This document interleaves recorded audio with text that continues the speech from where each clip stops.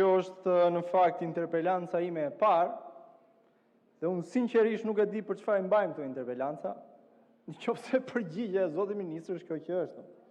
Sepse unë e mirë kuptoj që ka përgatitur ai diçka për të thënë, për të na folur për propagandën e partisë, por nëse drejtojmë pyetje konkrete, presim të paktën minimumin një përgjigje, edhe evazive. Ndërkohë dëgjuam një recitim këtu për liçenin e Shkodrës, kur hallën e kemi në Zvërnet. Kështu që detyrohem t'i marr unë me radhë ato pyetje që ngrita. Le ta nisim nga fillimi. Nga ndryshimi që keni bërë ligjit për zonat e mbrojtura në vitin 2024 dhe që atë që sot është një paçavure ligj e përdorni si gjethe fiku për zullumin tuaj. Atë ligji për zonat e mbrojtura para ndryshimeve specifikonte që ato që quheshin nën zona qendrore kishin një status të veçantë. Pra pavarësisht nëse zona e mbrojtur ishte e kategorisë së parë apo të pestë, brenda saj, siç është rasti i zonës në Pishporo, përcaktoheshin nën zonat qendrore të nivelit A dhe B, në të cilat ligji ndalonte. Dhe po citoj, këtu kam ligjin që është redaktuar. Ndaloi në këto nën zona ndërtime të çdo lloji, ndalonte ngritjen e objekteve çlotëse, argëtuese dhe sportive, ndalonte lëvizjen me mjete motorike të çdo lloji, me përjashtim të makinave të administratës së ruajtjes së rezervatit dhe të zjarfikseve. Ndalonte shfrytëzimin e tokës me teknologji intensive, me mjete dhe mënyra që shkaktojnë ndryshime rrënjësore në biodiversitet, në strukturën dhe funksionin e ekosistemeve, ose që dëmtojnë në mënyrë të pandrejshme sipërfaqen e tokës. Ç'bën këta 2024, kur zoti ministër ishte zëvendës ministër, i fshin të gjitha këto përcaktime ligjore dhe lanca gjëra estetike. Për shembull, ndalohet përdorimi i kimikateve, nxjerrja e mineraleve, ndezja e zjarreve, gjuetia e gjëra të kësaj natyre që nuk e pengojnë marshimin drejt zhvillimit që ka planifikuar për ne sultani. Të gjitha ata kolegë të mazhorancës që i kanë propozuar ndryshimet e vitit 2024, sot duhet të fshehin fytyrën kur dalin në rrugë. Në 2024 ne ishim aty në shesh duke protestuar kundër tyre, duke u bërtitur tup ju qoftë. Dhe ja ku jemi në 2026, që këtë gjë s'kemi pse e themi ne më, e thot mbar populli shqiptar. Propozimi im është që duhet t'japin dorëheqjen një orë më parë, madje ta japin edhe para se sa t'i vi radha sultanit madhërisëm. Pika e dytë, fola për dokumente. Ku i keni dokumentet? Ministri këtu na tha që dokumentacioni, tha, është marrë në shqyrtim nga organet kompetente. Ku i keni letrat? Nxirrni më letrat. Çfarë shteti është ky më ja? Ka kaluar më shumë se një muaj që kur aktivistët e mjedisit vunë alarmin për dëmin që po i bëj ekosistemin në Zvërnet, u bën 12 ditë që kur ka plasur protesta më e madhe dhe më e bukur në historinë e Shqipërisë, e nisur nga kjo aferë korruptive, dhe ende sot që flasim, lejet e zhvillimit nuk janë zbardhur ende, nuk ka një letër për këtë gjë. Kompania në fjalë, që ka 5 guacka, satarisht 5 investitorë shqiptar anonim, ka marrë 2 leje zhvillimi për ndërtimin e një rezorti turistik masiv në Zvërnet, në janar dhe në prill të vitit 2025, nga Këshilli Kombëtar i Territorit dhe i Ujit i drejtuar nga zotni Edi Rama. Por lejet nuk janë zbardhur ende. Imagjinoni sikur t'i kishin këto dokumenta, nuk të nxirrin. Ministri i Mjedisit në 7 maj deklaroi se kompania që po kryente punimet kishte leje nga KKTU-ja, ndërkohë që autoritetet e kontrollit ku përfshihet edhe administrata e zonave të mbrojtura që është nën varësinë e tij, të njëjtën ditë e mohoi një gjë të tillë duke thënë se nuk janë njohur me një leje për ndërhyrjen.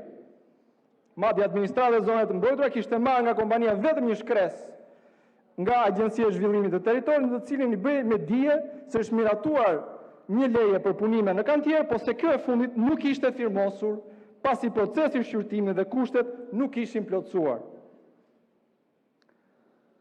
Po e përsëris, sot kur po vlon Shqipëria, kur këtyre po u digjen flokët, ende sot nuk nxjerrin dot një letër, një dokument shtetëror. Kur këtë shtet e pyet, a ka leje zhvillimi? Ka, të thot ministri, kryeministri, Kur i thua, po ku e ke nxirre letrën? Jo, s'ka letër, thot, duhet më besosh mua. Kur e pyet, a ka projekt?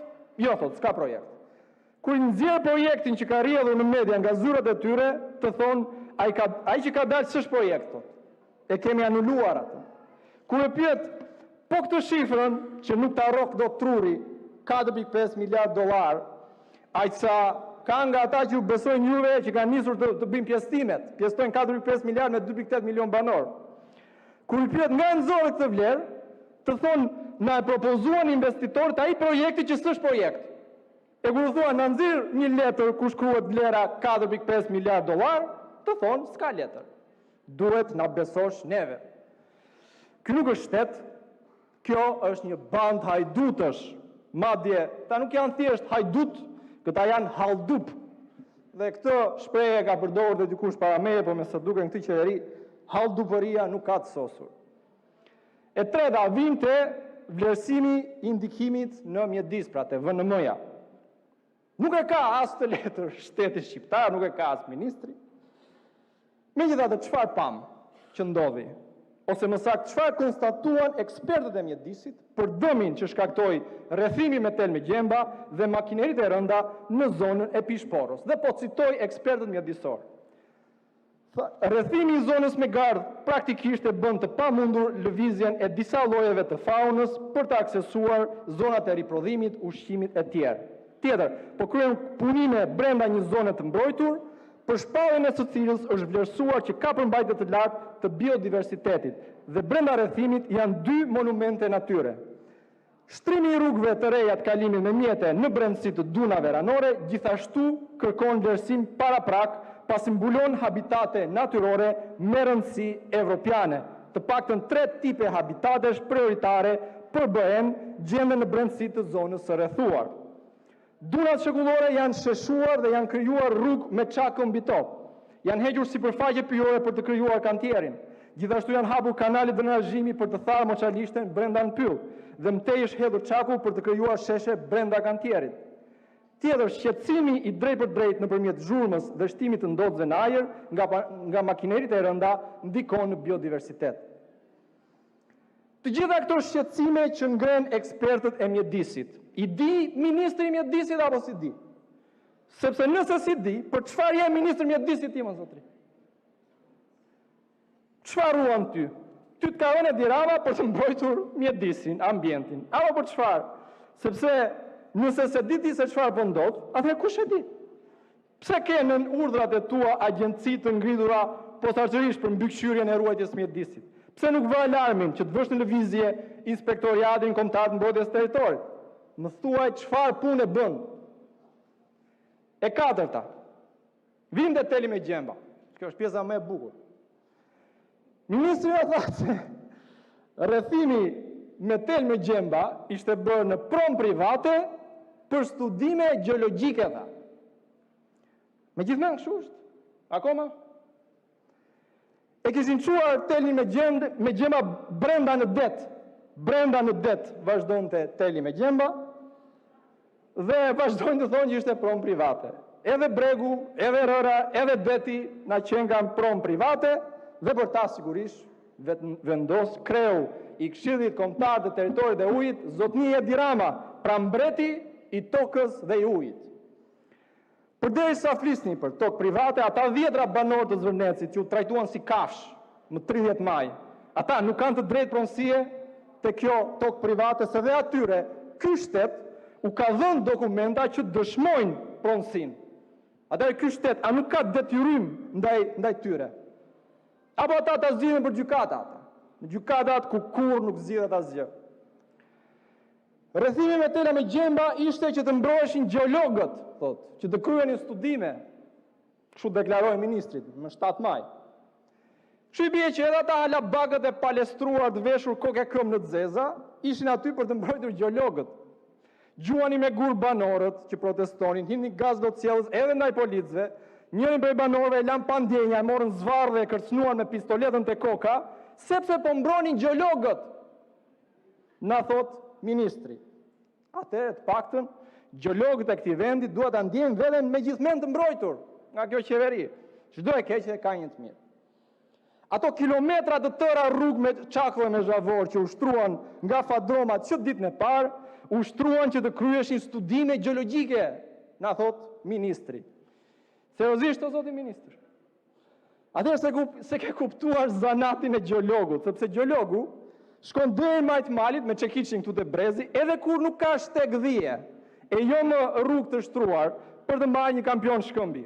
Nuk ka nevojë për autostrada për studime gjeologjike. I dashur Sofian, pas kanë gënjur ose po na gënjenti neve, ose po na bën gjithë për budallënj. E pesta, dhe e fundit. Unë citova këtu, sepse unë flas me letra dhe jo me interpretime, as me ëndra. Citova direktivën e Bashkimit Evropian, që është e qartë si ujrat e lagunës së Zvërnecit. Kur thot, shfuqizoni amendamentet e vitit 2024 për ligjin për zonat e mbrojtura, shfuqizoni ligjin për investimet strategjike. Dhe ju çfarë bëni me këtë? Me nxitimin e madh për të kapur trenin për në be, vendosët që ajo çka kishte ngelur nga natyra dhe bregdeti shqiptar, duhej shfarosur përpara se të vinte treni. Hesabet me oligarkët dhe trafikantët do mbylleshin përpara se të trokisnin negociatat. Prandaj nxitonit. Prandaj ngritët telin me gjemba. Prandaj nxorët ata alabakët që të terrorizonin banorët e Zvërnecit. Sepse asgjë duhet ju nga dalson të juve. Po tani çfarë? Është një thirrje që broritet në protest, Sazani Zvërneci në fyt do ju ngeci. Ditët e para të protestës, kërkesën e ambientalistëve për shfuqizimin e amendamenteve e tallët, e përçmuat duke thënë se njësoj i pambrojtur ishte territori nga kuçetrat e oligarkisë edhe para amendamenteve. Me këtë pikë dua të zgjatëm më shumë sepse besoj e shtjellova qartë më sipër se çfarë ndryshimi ka pësuar ligji në vitin 2024. Një ligj i cili ishte qepur tamam sipas shtatit të miqve tuaj oligark. Po me ligjin për investimet strategjike çfarë bët? Është shumë interesante për të parë dinamikën e ditëve të fundit.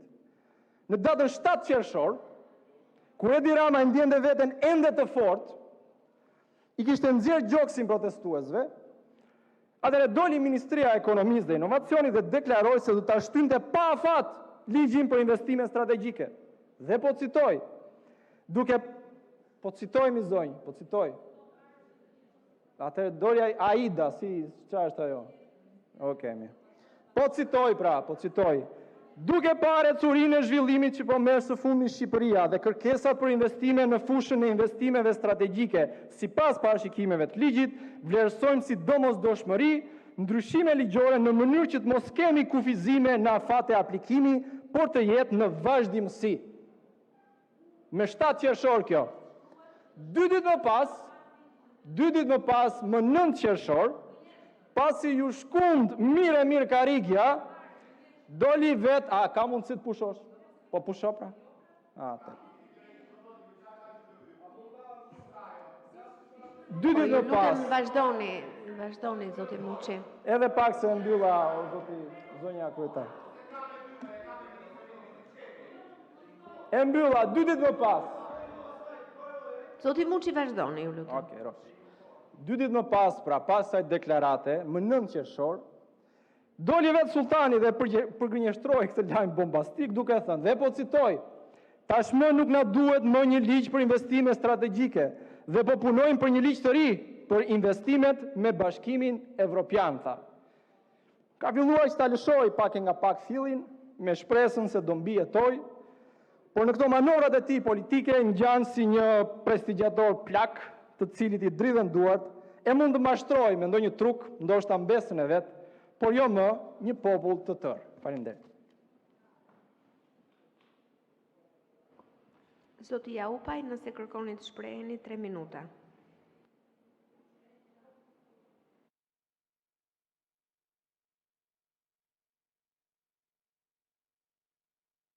Të nderuar deputet, kur flasim për zhvillimin e Shqipërisë dhe mbrojtjen e mjedisit, duhet të jemi të qartë për një gjë, Kjo qeveri në çdo mandat që është besuar nga qytetarët ka ndjekur një model të qartë zhvillimit të qëndrueshëm ekonomik, ku ekonomia, mjedisi dhe komunitetet lokale ecin së bashku. Ishte kjo qeveri që solli konceptin agroturizmit në Shqipëri, duke bashkuar bujqësinë me turizmin, duke krijuar mundësi të reja për familjet në zonat rurale dhe për ekonominë lokale. Ishte kjo qeveri që mori vendime të vështira, por të domosdoshme, duke anulluar kontratat e hidrocentraleve në lumenjt më të rëndësishëm të vendit për të mbrojtur pasurinë natyrore të Shqipërisë.